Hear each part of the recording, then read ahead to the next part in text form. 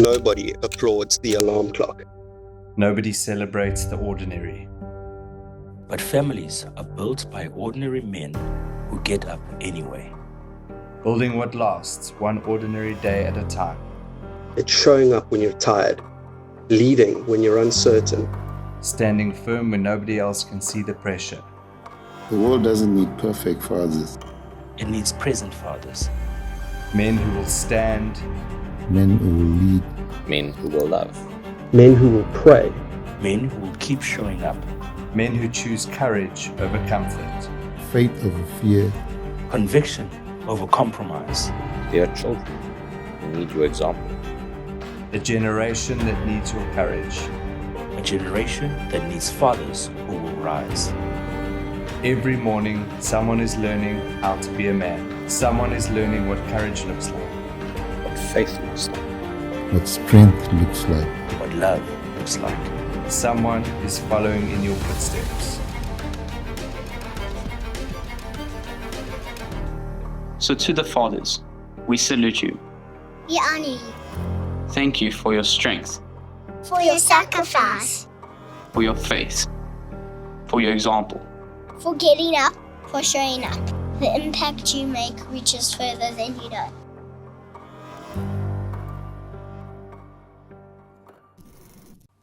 Right. I do confess, I stole that from my brother. He leads a church in South Africa and a number of churches around, and he sent it to me. So I said, yeah, of course we'll use that. Wonderful. We celebrate the dads. I'm going to ask two fathers to come up, Mike and Jake. And Mike is also a grandfather. Why don't you come up and take a seat here? Let's give them a round of applause. And, Oh no! there we go. We've got a. Yeah. How cool is that? I like bobbleheads, aren't they? Yeah. Goodness me! Oh my goodness! Who's responsible for that? At least my head's a little bit in proportion, but I can't say the same for yours. Wow! Right. So we're gonna do, as I said, things a little bit different this morning. We're having a bit of an interview, and then I'm going to share in the last sort of 10 minutes. But today being Father's Day, and so we're going to talk about family. We're going to talk about. I've got a couple of questions for these guys. Hopefully, you're going to be able to glean something from their wisdom and their godly wisdom. And family. I just want to say this: that family is the idea. It's central to God's plan of creation that he had here on earth. And in fact, he said in Genesis chapter 1 and 2, God says this. He says, let us create man in our image and our likeness. Let's create man. And so he created them male and female. And further on, he then goes and says, be fruitful. He gave them a task. Be fruitful and multiply. Rule over the earth. Have dominion over the earth. And so, and then he created Eve, and he said that a man would leave his mother and father and be united to his wife, and the two will become one flesh. And that's the family unit. So right in the beginning of creation, God had family in mind. And so we have a family here. Mike is a dear friend of mine, and he is the father of Jake. So, Mike, just tell us a little bit about you. Some of these people seated here might not know who you are, other than that mugshot there we've got on the screen. And so, tell us a bit about who you are, yourself, your family, what you do. I must just say, I have stolen Mike. He's on a couple of months sabbatical. And I stole him off out of his sabbatical. So I've been a bit naughty. So he should be on holiday. I was expecting a Hawaii shirt here and beach flip-flops, you know. Anyway, Mike, tell us a bit about yourself. Okay, so I've been in ministry for coming up to 35 years in August, in full-time ministry. And we've been on a bit of a piece of elastic, really, for the last 35 years, because we've kind of been here in Cheshire, and we've moved back to London, where we come from, and then we come back to Cheshire. We seem to be on a bit of a yo-yo, going backwards and forwards. So we've kind of like planted churches in London, and we've planted churches in Cheshire, and planted one church in Cheshire, but we took on a church before that was already established. That's what I've been doing. I'm also enjoying a bit of a rest from a traveling ministry. So for 10 years, a decade of my 35 years, I walked across 35 different countries with a 12-foot wooden cross. Wow. And just the privilege of being able to share my faith with people in parks, bus stops, all over the place. Just God, as I was walking through the nation, God just setting divine appointment up after divine appointment. And also seeing God provide for me while I do it. Wow. And not taking, God sort of like led me not to take any money with me or any wallet or plastic or anything. Back in the day when you couldn't put a card on your phone. And just to trust him for everything. And so for me, the most exciting thing was seeing God's provision come through people that didn't know Jesus. Wow. And then those people inviting me into their homes and putting me up of a night. And seeing God paint a target on their heads because they had helped me. The Bible says, when you do it to the least of these, my children, you do it to me, and I'm clearly the least of his children. And so every time someone provided a glass of water or a sandwich or took me out for a meal, whatever they did, it's like they painted a target on their head for the gospel, for salvation to come to that home, and invariably seeing families come to the Lord that way. So it was a privilege to do that for 10 years. And it also, changed my thinking, because every miracle that God does is a signpost to a different way of thinking about the kingdom of God. So, yeah. Amazing courage to do that. Imagine walking across all those countries with a cross. And I'd love to spend a whole lot of time. Maybe we get Mike back. You keen to get Mike back to hear some of those stories? Yeah. There you go, Mike. We'll get you back here. But tell us about your family. You've got your wife is here, and you've got a granddaughter here. Yes. I often say I've got 3 children, and I forget to say that I'm married. Yes, my wife's here, looking amazing in a summer wear. Let's give her a round of applause.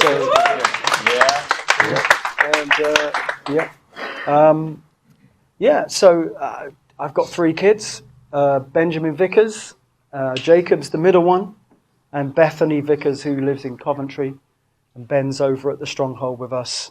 The church over there, and he's married. Jacob, of course, is married. He's got a baby. Eloise is here. Yeah, marvelous. So that makes you a grandfather. That makes me a grandfather. The amazing thing with Mike is that all his children, all 3 of them, are serving God, loving Jesus, and involved in churches, and that's an amazing testimony. Jake, tell us about you, just very briefly. Some of these guys might not know who you are. Who you married to? This obviously is your dad, just very briefly. Oh, I really don't like this question. I don't know if there's really much to tell, but most people know me here. If you don't know me, don't know what is there to say about me. I'm not much of an exciting person really, but no, we've got Sarah at the back, who's my lovely wife, and Eloise, my lovely daughter. Probably the most exciting thing about me are those 2 over there. He's I don't know. He's gone off script, Jake. He does this all the time. He's gone off script. Catches We're all ready for the, he's gone completely off script. Yeah. What can you do? Okay. Well, let's get back on script, shall we? Get back on script. Yep. So Mike, over the 35 years of ministry, let me ask you that question. Yes. Of 35 years of ministry and fatherhood, what's one lesson about being a father that you wish you had learned way back then? Because I knew nothing when I became a dad. But what's one thing? So it didn't take me very long to come to an answer for this. I would say your kids grow up so fast. Yeah. It's unbelievable how quick 1 minute they're holding your hand across the road, next minute they're telling you how to run your life. 1 minute they're there completely dependent on you for everything, next minute they're off to college, then they're off to uni, and then they leave home. So I would say the one lesson is make the most of your kids while you've got them. Wow. Be present in the room with them. And, you know, for us, pioneering churches is, like, if I can put it into a secular context, it's very similar to starting your own business. It requires loads of extra time. It requires you waking up, going to bed with it, waking up in the morning with it, living throughout the day, thinking about it all the time. How can we move this thing forward? And so I can honestly say very early on when the children were little, I was too concentrating on the church plant and not enough giving my children time that I should have been giving them. Quality time that I should have been giving to them. But someone, great Christian, once said, what's the point in trying to save the whole world and losing your kids? Which is a really important thing. Well, you've done a great job because they're all serving Jesus. All right. So, yeah. And this guy's not too bad either. Not So, too Jake, bad. Jake, tell me one thing. What do you love about your dad? And what is something that your father did that has shaped you into the man and the father that you're becoming? Yeah, it's a good question. I think first and foremost, I've got to say that if I get anywhere in life, or if I get anywhere close to being like my dad, I think I've done well. So I just want to say that first and foremost. But yeah, I absolutely love my dad. He's always been a fun father. He's been present, like in that video before. Present fathers are so important. And as much as my dad will say there that he probably put too much emphasis on maybe some things with church, or gave too much time to that, that's definitely not been my memory of my childhood. And I've always seen that you've been there. You've always been fun. I remember before even going to school, the times that I used to have with you, sitting in the car doing noughts and crosses in the car. I remember the times that we used to spend together, you know, and that's what I love. I love to spend time with my dad. So those are things that I take away. I don't really hold on to you being too occupied by the church. I see that, you know, that was part of your call that God gave you, and I don't hold any of that against you, so don't worry there. But yeah, you've been a great dad. So yeah, one thing that you've taught me, I think your whole life has modeled what it looks like to pursue God with your whole heart, and to do that so passionately, so wholeheartedly, holding nothing back, and loving God more than your family. And I think that's a really hard truth to try to explain, to try and put into words, and to even try and explain to people that maybe don't know God all too well, is actually God is our first love. And you modeled that so well, and you modeled that with such a great balance to that, how to love your family, how to raise them, how to raise your kids, how to love your wife well, but also how to prioritize God as the first and foremost. And that's how I've grown up, in a family where they love God. They put God first. They go to God for every need, for everything that we need to know in life, to go to God first for it. And that's something that I've learned being in this household. So I didn't know this was going to be therapy. Therapy? Yeah, there you go. You know, it's never too late. I jump off the back of that. I heard a quote the other day. It was this. It was, if God is not the priority to you, it'll be unimportant to your children. If church is not a priority to you, it won't be important to them. So we're going. So Mike, there's two questions I want to ask you. So two-part question, this one. The first part of it is, now that you're a grandfather, has your perspective on fatherhood changed? And the second one is, what does it look like practically to be a spiritual leader of a home? I'm aware that we've got lots of fathers and wannabe fathers here. What does it look like to be a spiritual leader in a home? Yeah, goodness. When I found out that I was going to be a granddad, I have to admit, I wasn't sure how I really felt about that. I think it was more to do with the fact that inside my head, I'm still in my 20s. And being called granddad was a little bit... So when people used to say, oh, Mike, you're going to be a granddad soon, I used to play it really cool. And I was quite icy cold, actually, with people, until she came. And as soon as I saw her, she melted me, absolutely melted my heart. How to practically be the head of your household? I think it's the father's job in the family to build the altar for that home to God. I think it's our job to go on behalf of our family before the Lord and inquire of the Lord for His will and purpose for our family. I also used to creep into their bedrooms just after they'd gone to sleep, and I'd stand in darkness just while they were sending up the Zeds, and I'd pray a prayer, and it went like this: Lord, give them a heart to know you. Give them a heart to know you. Of course, that verse in Jeremiah that says, I will give you a heart of flesh, take out a heart of stone, and they will know me and love me. That makes it a legal prayer to pray.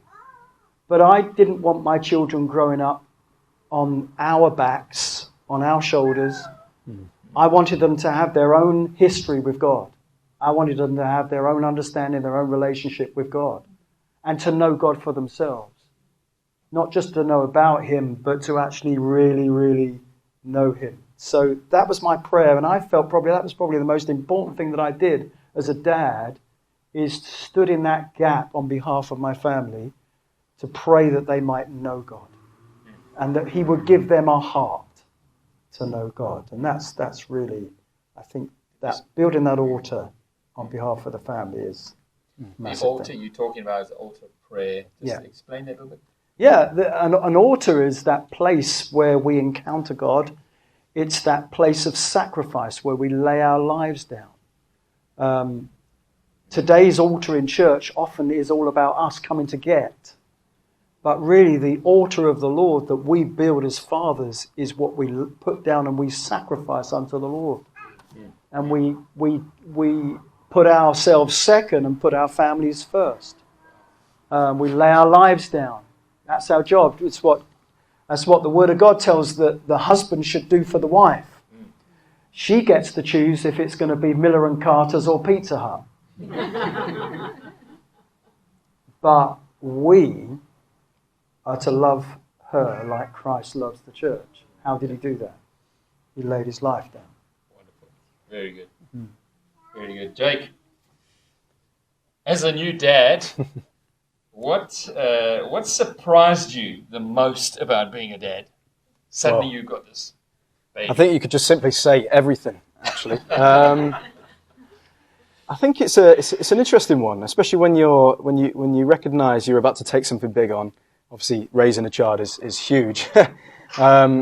You kind of have these preconceptions, and you try and put yourself in that space. You try and work out what it's going to be like.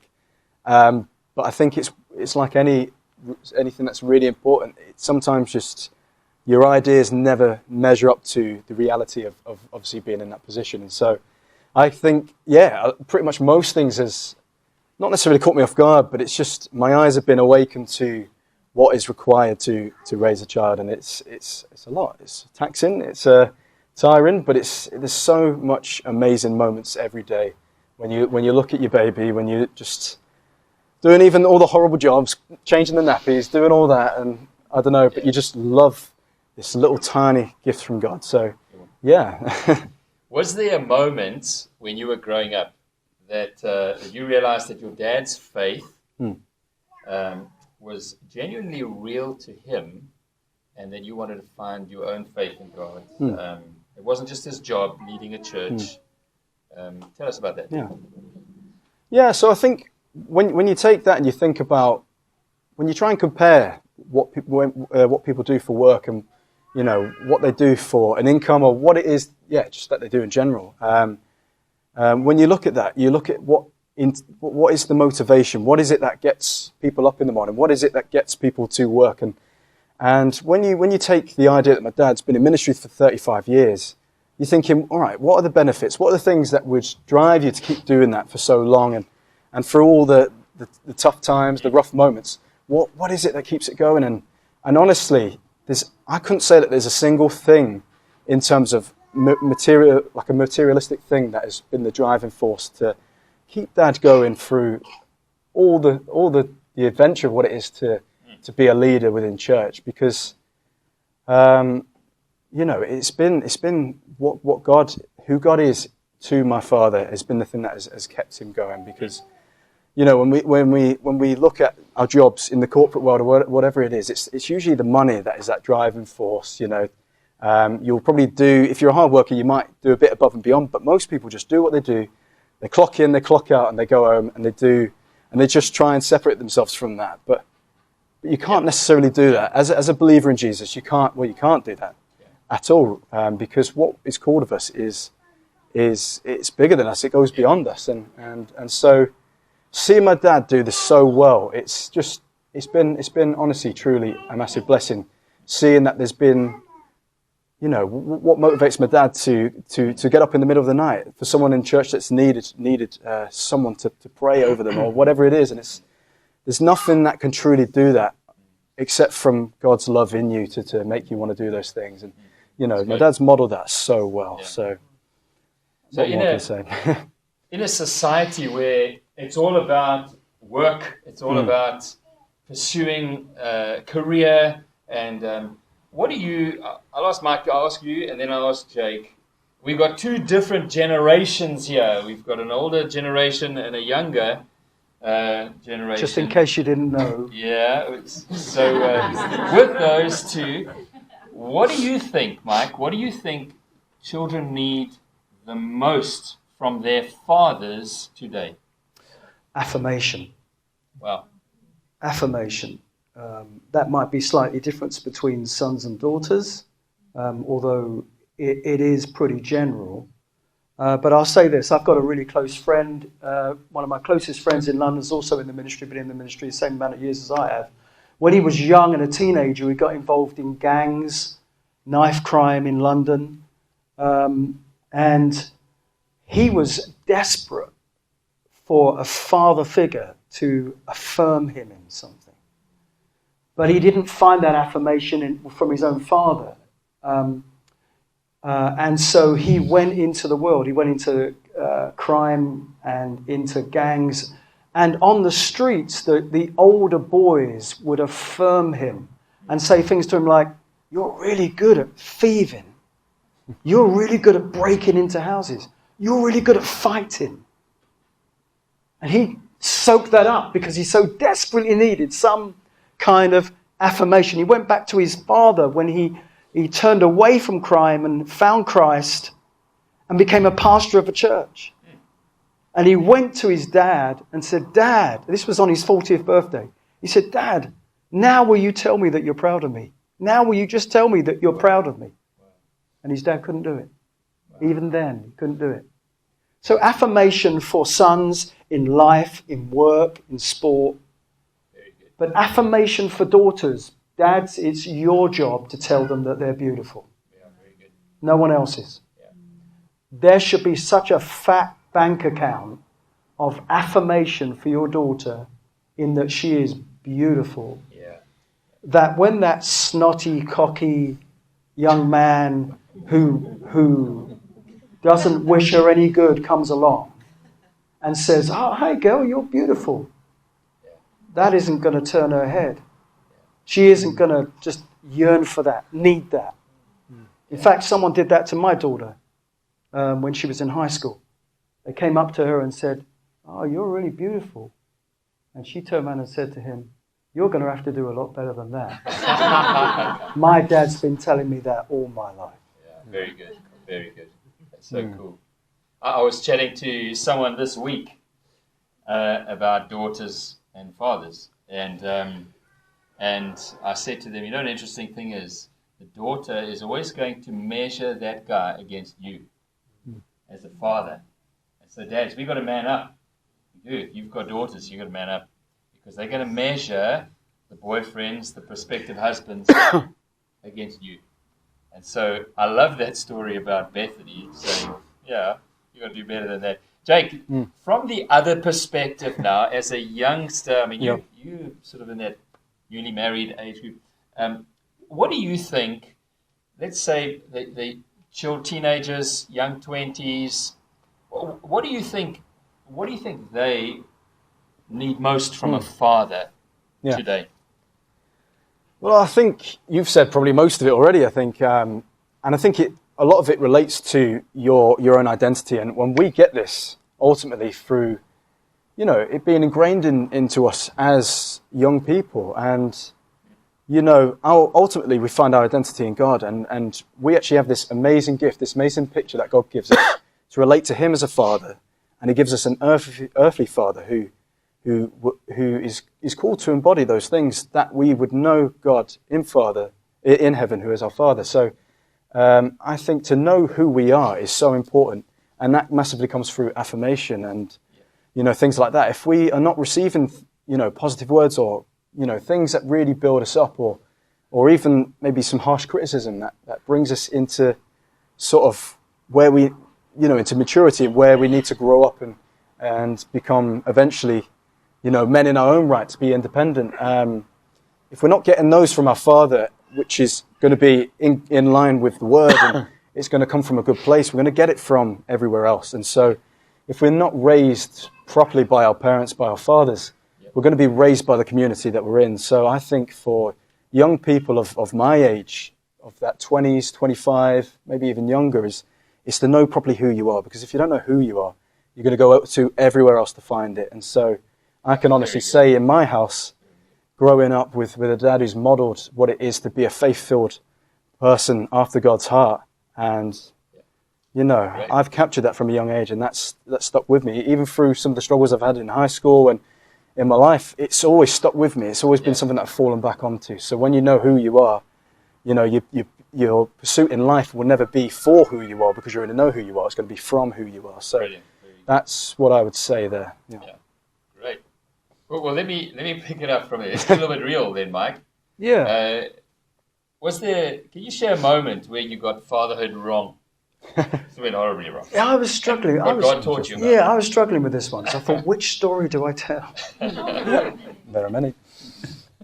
Oh, I'll tell you this one. Okay, so Benjamin, my eldest, who's now 28 in December, when he was about 13, I think we allowed him to go into the worship band at church, and he was on the drums for several years, 13, 14, something like that. And I remember at the time, a mentor of mine, a great man that I look up to, used to say to me, Mike, you need to take Ben on one of these crosswalks with you. You need to let him experience what God does on these walks with you.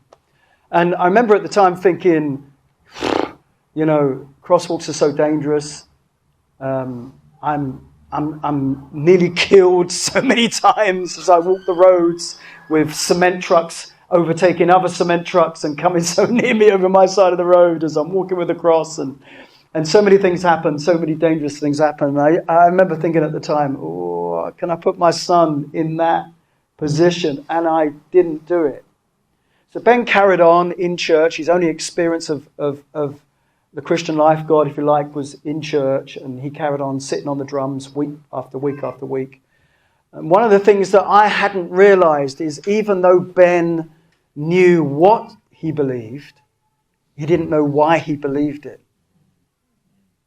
And as the years went by, because Ben was in the worship team and he could say all the right stuff, I just thought he was okay.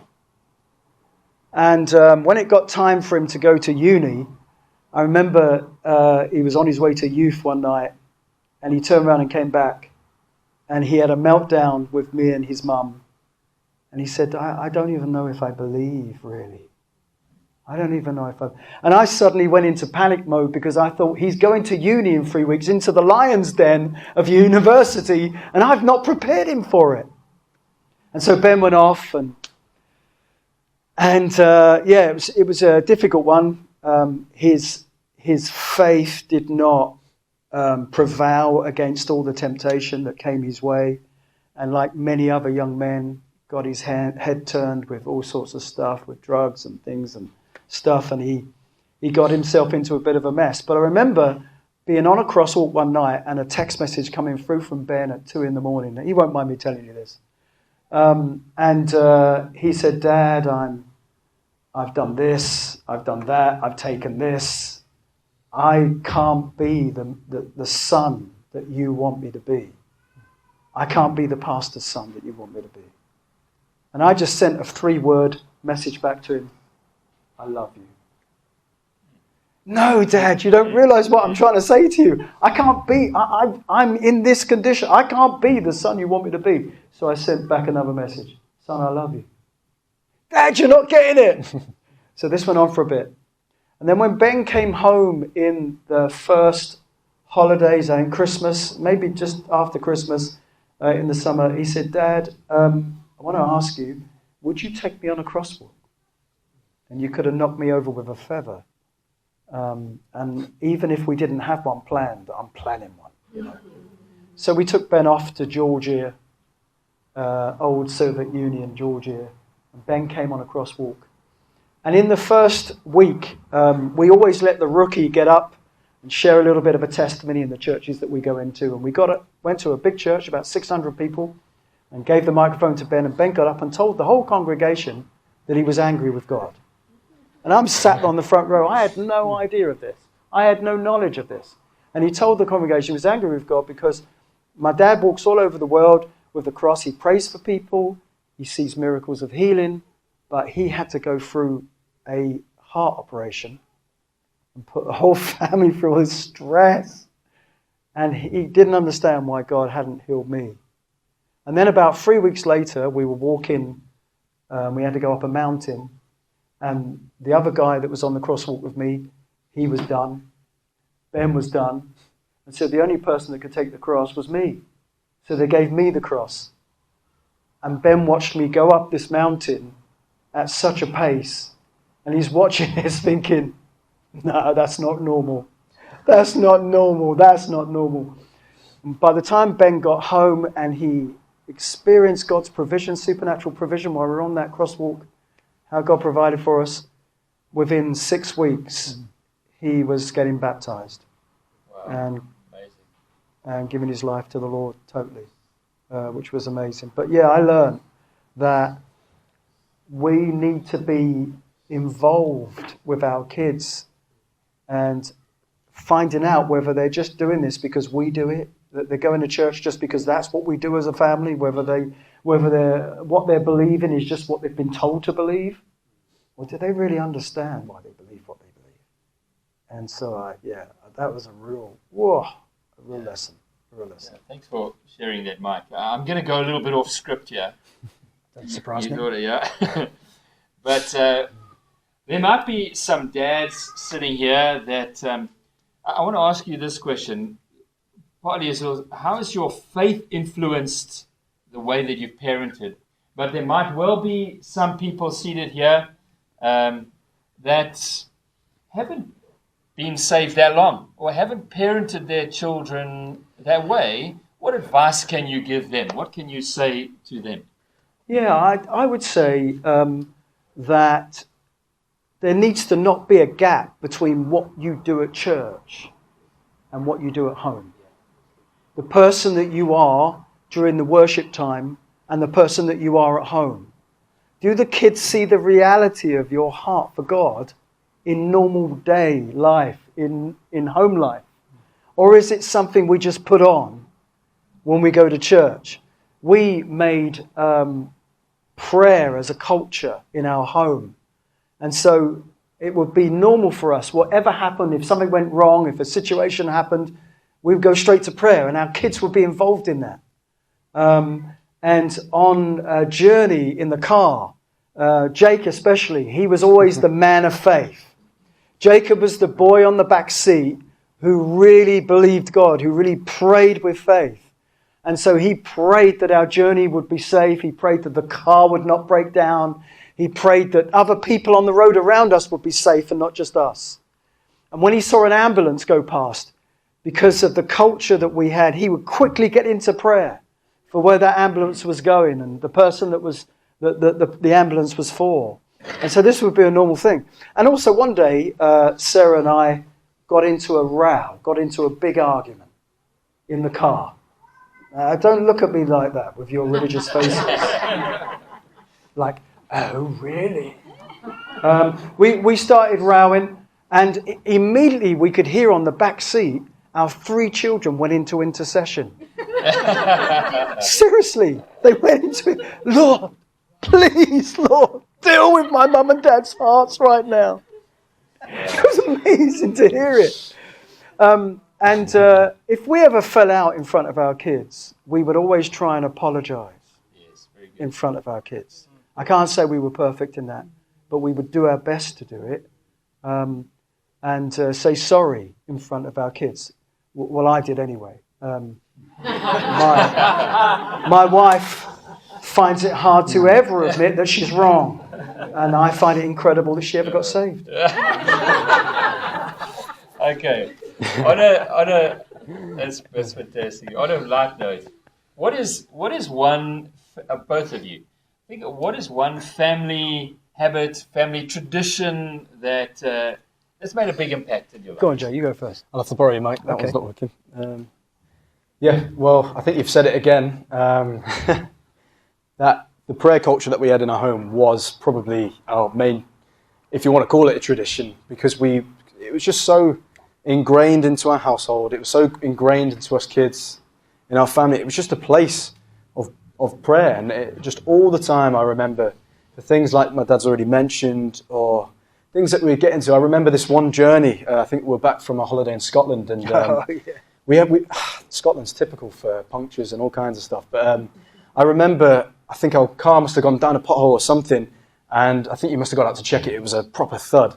And the tyre appeared to be okay. We carried on driving, but I think it was when we actually eventually got home, we saw this massive swelling and egg on the side of the tyre. And it's thinking, wow, we prayed, obviously after we'd gone down that, because how can you not when you're just crashing down a massive pothole, and all you want to do driving through the night is want to get home. And so we did pray as a family, and after getting home, seeing that massive egg swell up on the sidewall of the tyre, I was thinking, when I think you eventually took it into a garage, it's like, he said, there's no way driving out on motorways, and what we were driving on, that tyre should have exploded, and it should have caused us to crash. So, we can only give thanks to God for things like that, and those are proofs that, when you pray, God answers them and does things. So, and just as well, just one quick thing. We would always include our kids in praying for provision, because we were living by faith a lot in the early days, and salary wasn't particularly there. We would pray for God's provision, but we'd always include our kids because we wanted them to see how God answers prayer. And so when the answers came, they saw, this is real, God is real. And we'd pray for holidays, and you'd be specific about that, and God would provide holidays for us, and they'd see how God provided. And that was a massive thing, wasn't it, for us? So I could say another thing as well, and it answers one of your previous questions a little bit as well earlier, and it was around the time of your crosswalks that you, I think, discovered a new thing, a depth in faith that you implanted into us kids as well, raising us, was that you felt that God spoke to you. I think after a few crosswalks, you had someone travelling with you. You had someone sometimes travelling in a motorhome as well that would follow up behind you, so you had somewhere to stay. But obviously God spoke to you saying that as long as you have a safety net and you have things in this world that you can trust, put your trust in, then yes, I will bless you in things, but there will be a limit to what you will see me do. And once that God had revealed that to you, and you started going on from there for the rest of the 30 or something crosswalks that you've done, you saw so much more provision. You saw so much more blessing, God moving, people being saved and getting to know who God is, that you raised us in that. And so my life, I can testify of being raised in places where I can only say it is by God's grace that I managed to get through things, that all my abilities would come to an end and would fail, and I would have to trust in God to get me through. So that is the house that I grew up in. And so, that is when I realized that my dad's faith, first and foremost, was so genuine, and that birthed a faith and a fire within me to live the same. So, yeah. Was that question about habits or tradition? No, we'll go that in a minute. Come to that. Do you want to ask the question? That's the one. Is that the one you're talking about now? Yeah. Okay. Habit. What is the habit of the family?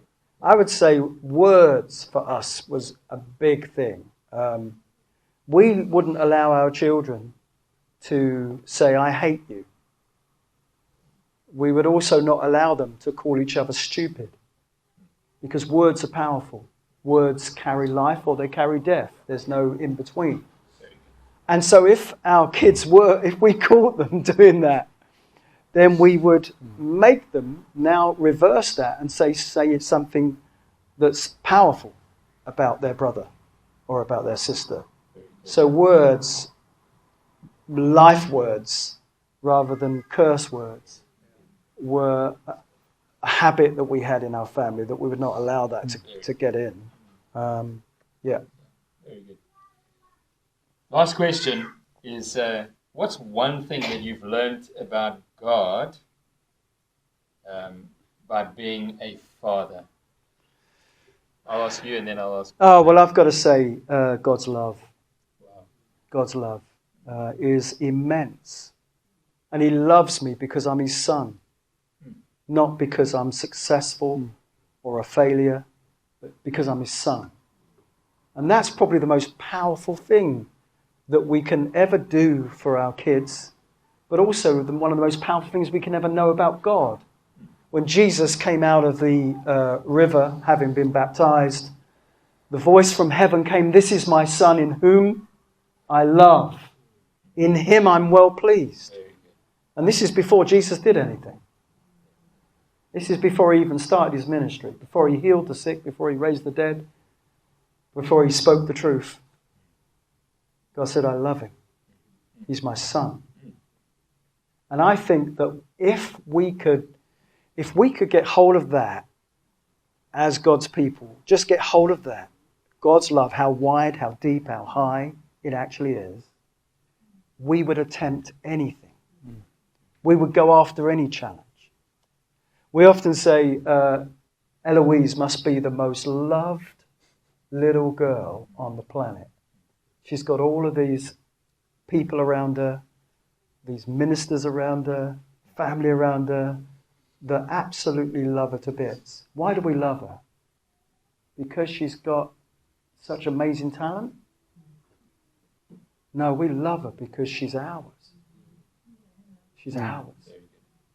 And if you can get hold of how much God loves you, wow, you'll be the most dangerous person on the planet against the enemy's camp. Yeah. Yeah.